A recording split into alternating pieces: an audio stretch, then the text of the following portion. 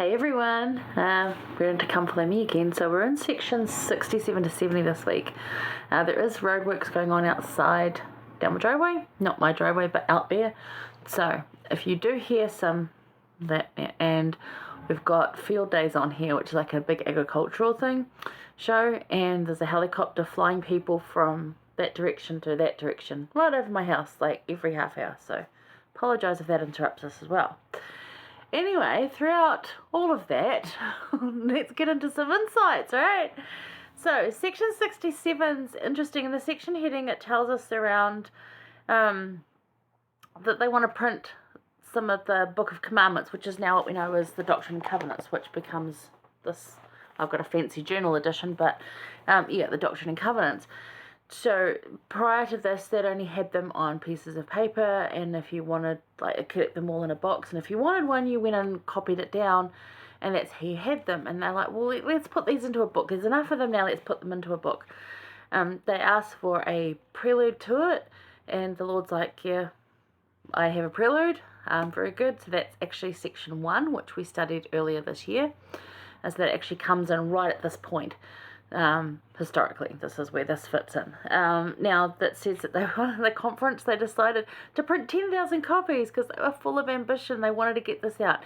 As it was with opposition and other things that you'll find happen, they only actually print 3,000 copies, which is still pretty fantastic because that's not even the membership of the church yet. So it wasn't even like, oh, we're printing enough for the members. No, this is like, we want to get this out here. So they had the right, thing behind it. So we're just going to look at verse 3, because one of the reasons, and I'll get into why after we read verse 3, but one of the reasons that this is given is because of their fear and not accepting stuff. So verse 3 says, "Ye endeavoured to believe that ye should receive the blessing which was offered unto you, but behold, verily I say unto you, there were fears in your hearts, and verily this is the reason ye did not receive." Now, why is this here? Because they were talking about printing this Book of Commandments, and it was brought up that actually the language used we don't think is very godlike. It's not very Jesus language. And, to us now, we look at Doctrine and Covenants and we're like, well, it sounds pretty Jesus language to me. But you remember with their 1831 eyes, got their 1831 glasses on, this didn't sound like the Bible to them. And it doesn't, right? You've read the Bible. This sounds more like they talk in 1831. And the Bible sounds like what they talked like in Bible times. Book of Mormon sounds like what they talked like in Book of Mormon times. And our conference today sounds like whatever we talk like now. So this is part of them not realizing that. They don't get that yet. They're about to, because the Lord gives them a challenge and saying, look, if you want to write a revelation, you think you can do better, you go ahead. Give it a shot. He's not being facetious or thing. He's just challenging them, this is the way you're going to learn. Go give it a try. So they pick what self-appointed smart man, which is William W. Phelps, which he was very, very good. He wrote a lot of our hymns. Very good wordsmith. Very creative with the words, and he couldn't do it. He came back and said, I can't do it. So that was a challenge taken, and he learnt from that. His testimony then of the Book of Mormon and the Doctrine and Covenants was secure and set, and he knew this is from the Lord. So that's, that's how he learned. So this is part of, and even in verse 5 they say, you're looking upon Joseph Smith and looking at his imperfections. You're not looking at the good stuff. You're not looking at the fact that he is a man and he is going to make mistakes. And you remember in the Book of Mormon expresses this, Nephi expresses this, Moroni expresses this all around. Our language is imperfect. And this goes into the Lord will talk to you how you understand it. And that's going to be in different languages. It's going to be in different ways. A lot of the times it's feelings, not words.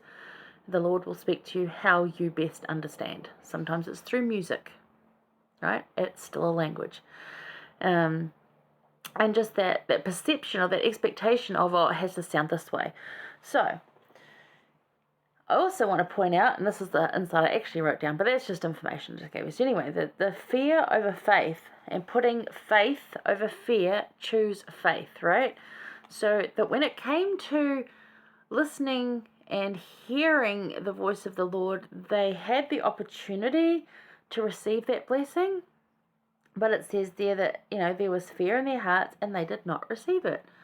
Because they were scared for whatever reason. Scared of what other people would think. Scared that they were going to do something wrong. Scared of, whatever it was. There was fear in their hearts and they didn't get it. So choosing faith over fear, it is really, really hard. There's so many things to be scared of. We're not talking spiders, although, yeah, sure. But there's just things around living that is so fearful, and the anxiety comes in. We have experiences from the past that are gonna just come back to us and hit us, of course, so harshly sometimes. And to choose faith over all of that is super hard, but we can do it. We've got to try. President Nelson's call for us to increase our faith is actually to help us overcome the fears we face and will face. It's not just so we're more faithful. It's actually to help us choose faith over fear more often and more easily. That's why he wants us to increase our faith.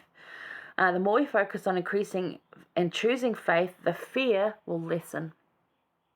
The hard thing is still there, yet we know with Christ we can achieve it. And that's absolutely true. The hard things are not going to go away. So you want to have the faith to work with Jesus over them, right? Not fear them and hide and shiver and not move.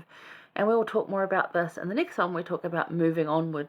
But President Thomas S. Monson, past prophet, said, all men have their fears, but those who face their fears with faith have courage as well.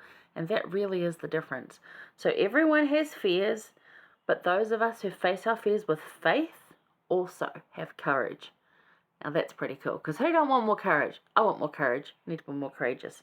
So there were some thoughts on that one. We're going to go over to verse 14 now and look at moving forward, and the Lord tells them to stop looking back, stop looking about how it should be, how you think it should be, or why, whatever. Stop doing that and look forward, move forward. So we're going to go look at that. So I'll see you there.